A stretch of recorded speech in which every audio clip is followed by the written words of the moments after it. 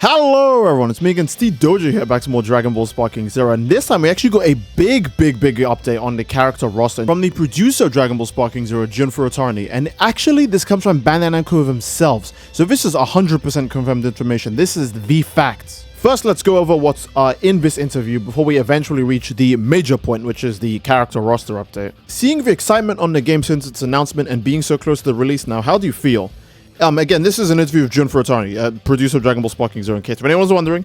And he says, it's truly exhilarating to witness the overwhelming enthusiasm from our fans since the announcement of Dragon Ball Sparking Zero. One of the most recent moments for me was attending Gamescom 2024 and seeing fans lining up to play the game. Their excitement and positive feedback was incredibly motivating and reaffirmed we're on the right track. Oh, that's just very sweet to hear.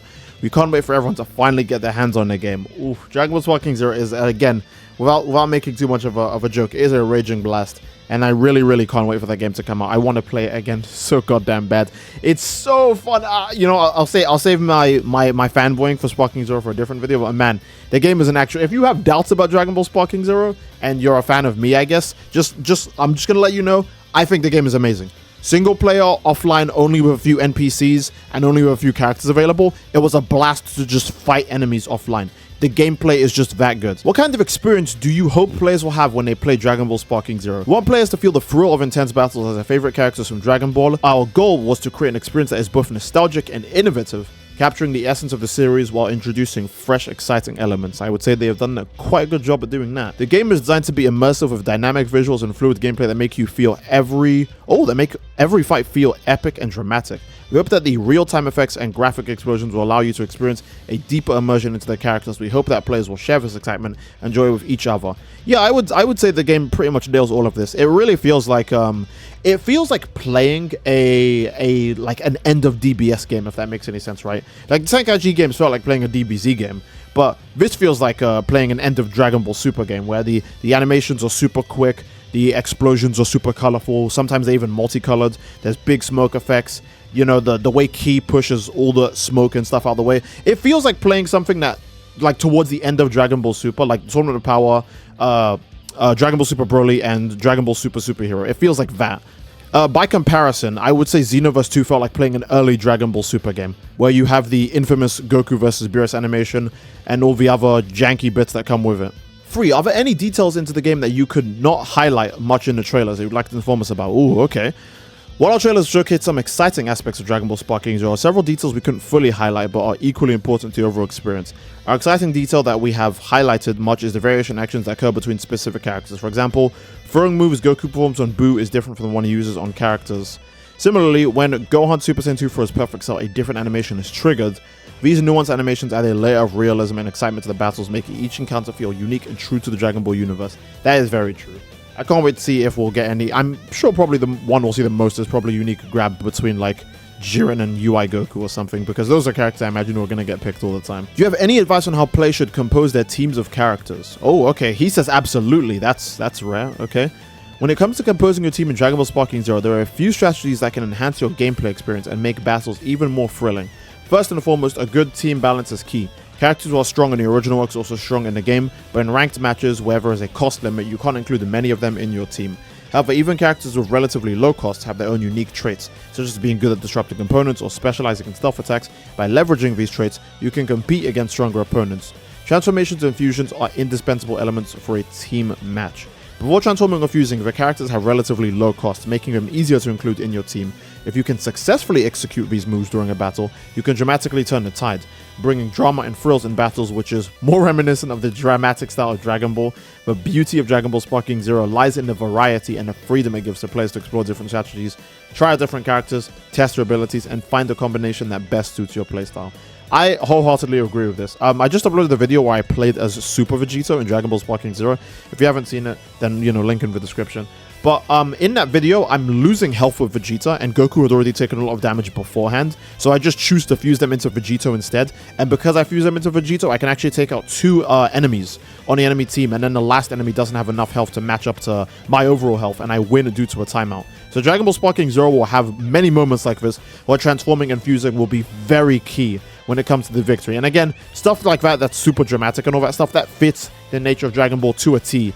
So I genuinely can't wait for this game to come out, see all the creative like videos and fights that people post on the internet with this. 5. There are still some unrevealed characters for the game. Is there anything you could say about that? Ooh, okay, here it is. We still have many characters to reveal, but I want to address some misinformation regarding the Red Ribbon and Tao Pai Pai characters that were shared in an interview by someone not connected to Dragon Ball Sparking Zero and without qualified information about the game. So this is talking about the IGN interview with the Red Ribbon Army characters. This might mean that they're not just coming to the game straight up. Our focus has been on revealing characters with our fans in mind, featuring them in assets such as trailers, screenshots, and even through hands-on play, and hopefully surprising and exciting them with how their favorites appear in the play part of the game. Okay. Part of the thrill of working on this title has been having an incredible roster and knowing how eager every fan is to see who they can play. We can promise one thing, fans will know every playable character at launch before the game comes out. Please stay tuned for official announcement to come. So this is probably the greatest information in this, because one, we'll know every character in the game before it comes out. So for example, if you're like, oh, maybe they'll save like Beast Gohan as a surprise. Like, no, we'll probably see a trailer that shows the Dragon Ball superhero characters even before the DLC actually comes out, like featuring them. If you're like, oh, maybe we'll get maybe we'll see SSJ4 Vegeta as a surprise. No, SSJ4 Vegeta will also be in the trailer, most likely the GT trailer, alongside SSJ4 Goku and SSJ4 Gogeta, Sin Shenron, and Omega Shenron, right? No character is going to be hidden to us when that game comes out. And second, which is another very important part, not every character from Tenkaichi 3 is going to make it in. You could say who cares, but this also implies that not every character would actually make it in. So there are certain Dragon Ball Super characters who might get left out if they're not as relevant. I can imagine, obviously, we won't see stuff like Playable Monarch or like Copy Vegeta or anything, right? I can imagine a few of the Tournament of Power residents as well who aren't very popular. Like, I imagine Topo, Dispo, and Jiren obviously make it in as Pride Troopers. Carcerel, who even has some relevance, I don't imagine he'll make it in. Anyone who's not, you know, Ribian's trio is probably not going to make it in either. For two Namekians, that are also from Universe 6, most likely aren't making it in. There's a lot of characters who aren't going to make it in. But we'll only know when they actually reveal all the trailers that reveal all the characters. We still probably have 2 trailers worth of characters to reveal, or maybe they'll just do one big trailer since, again, we are like, what, like a month away from the game coming out now. So yeah, they're probably only going to do 1 or 2 trailers left, or just one big trailer showing all the last remaining characters in Dragon Ball Sparking Zero. So just wanted to point out how, again, by the way, yeah, this just confirms like Tao Pai Pai is not making it into the game.